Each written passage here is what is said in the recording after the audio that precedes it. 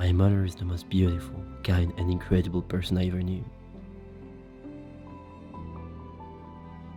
She was radiant and gentle, always smiling and spreading happiness around her. You can ask any person who met her, and they will tell you the same thing.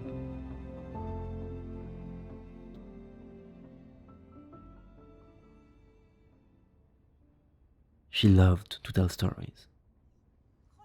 I remember watching all the kids and their parents, smiling and laughing while looking at her telling the story of Les Musiciens de Brême, 4 farm animals running away from their owners to become town musicians. And I'm here, amongst all those people, watching her make a lot of noise and moving her arms in every direction to make the story come alive. I remember my mother telling me stories every single night before going to bed. Her name was Véronique, just like the beautiful little blue flowers. My mother had incredibly beautiful hair. One day, I came back home and didn't see her hair, but a wonderful bright scarf around her head instead. The scarf was red, with gold and blue floral patterns. I thought she was just trying a new style. It was only later that I understood. In fact, she never really told me she was sick. I think she wanted to protect me. She was so strong.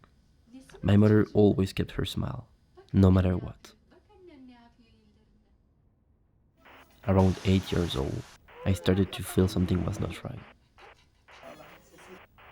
I didn't know what or why, but I knew something was off. I slowly started to feel worried and anxious. I still don't know how to describe it. I didn't want to go to school anymore, and I felt ill when I was away from my mom.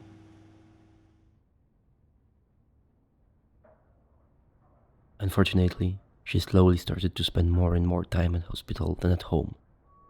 That's when I understood she was sick. I remember spending most of my time after school at hospital with her. I remember sleeping in a bed next to her on the weekends. At the time, I thought it was temporary. I was sure she would start to feel better soon.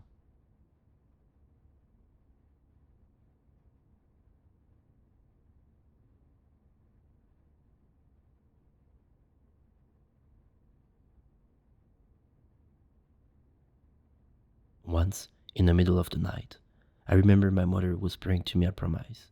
The promise to come back home, and she did. At this moment, my heart felt so full. Little did I know she would be back here in the hospital only 3 weeks later. To me, the last few moments with my mom seemed timeless. I can't say how many weeks or days it was.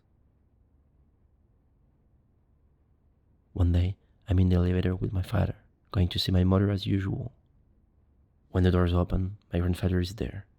He looks at me and immediately bursts into tears. He only has the strength to tell us that there is no cure for my mom.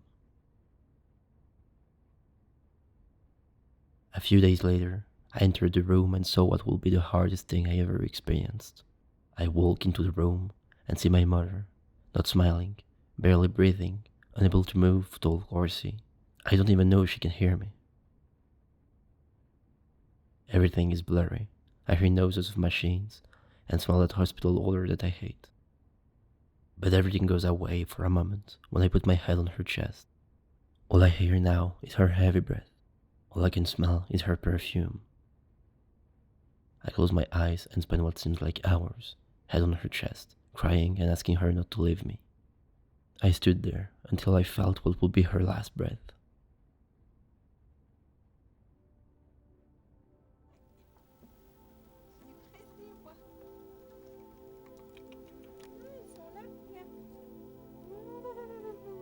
Sometimes I stop and look up in the sky.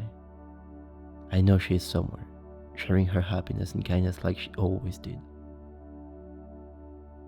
In a letter she wrote, my mom told me, Tu sais, Vincent, qu'il y ait des nuages, qu'il neige ou qu'il pleuve, il y aura toujours une étoile plus brillante que les autres.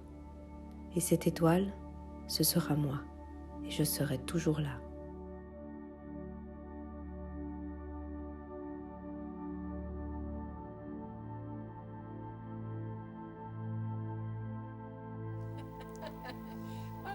prendre en photo.